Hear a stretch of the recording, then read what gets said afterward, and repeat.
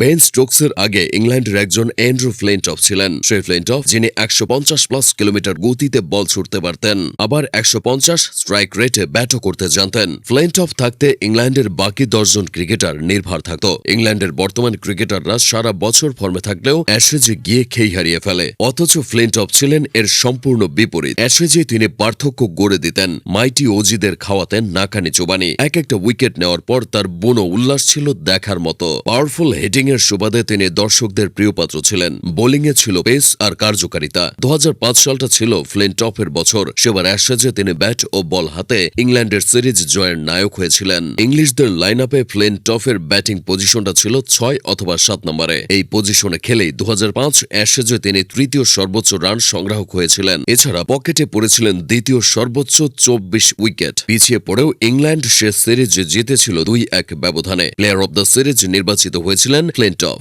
অনবদ্য ওই পারফরম্যান্সে সে বছর আইসিসির বর্ষসেরার পুরস্কারও জিতে নিয়েছিলেন ফ্লিনটফ।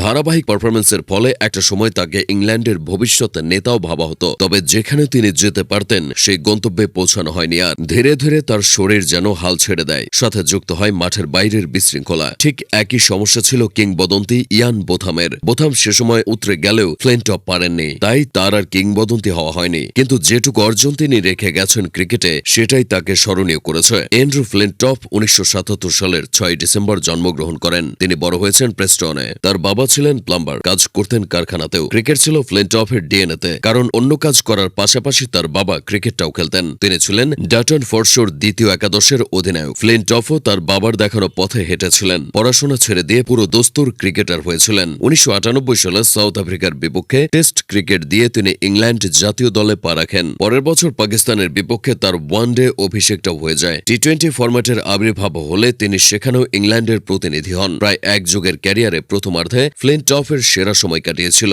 শেষটা অবশ্য ইতিবাচক ছিল। 2009 সালে অস্ট্রেলিয়াকে আবারও 2-1 ব্যবধানে অ্যাশেজ হারায় ইংল্যান্ড। ইংলিশদের জয় নিশ্চিত করে সাদা পোশাককে বিদায় জানান ফ্লিনটফ। এর বছরখানেক পর সব ফরম্যাট থেকে অবসরের ঘোষণা দেন। ক্যারিয়ারের শেষ ওয়ানডে ম্যাচেও তার হ্যাট্রিক ছিল। 2009 সালের এপ্রিলে তিনি ওয়েস্ট ইন্ডিজের বিপক্ষে সিরিজের পঞ্চম ওয়ানডেতে দুর্দান্ত বোলিং করেছিলেন। 19 রানে তুলে নিয়েছিলেন 5টি উইকেট। কিন্তু ফ্লিনটফ তখনও জানতেন না সেটাই হতে যাচ্ছে তার শেষ ওয়ানডে। ওয়ানডেতে তার বোলিং গড়টা মাত্র 24, ইকোনমি 4.5-এর কম, যা একরকম অবিশ্বাস্য। টেস্টেও তার নামের পাশে আছে 200-র বেশি উইকেট। সব মিলিয়ে 7,000-এর ওপর আন্তর্জাতিক রান ও 400-র ওপর উইকেট নিয়ে ইংল্যান্ডের সর্বকালের সেরা অলরাউন্ডারদের সংক্ষিপ্ত তালিকায় জায়গা করে নিয়েছেন ফ্লিনটফ। ক্রিকেট ছেড়ে অবশ্য তিনি হারিয়ে যাননি, পেশাদার বক্সিং শুরু করেন। 2012 সালে বক্সিং রিংয়ে তার অভিষেক হয়। এর বাইরে তিনি ইংল্যান্ডের বড় একজন টেলিভিশন ব্যক্তিত্ব। টক শোতে হাজির হন, অনুষ্ঠানে উপস্থাপনায় হাজির হন, রিয়েলিটি শো করেন, বিশ্বকাপের উদ্বোধনী অনুষ্ঠান মাতান। তবে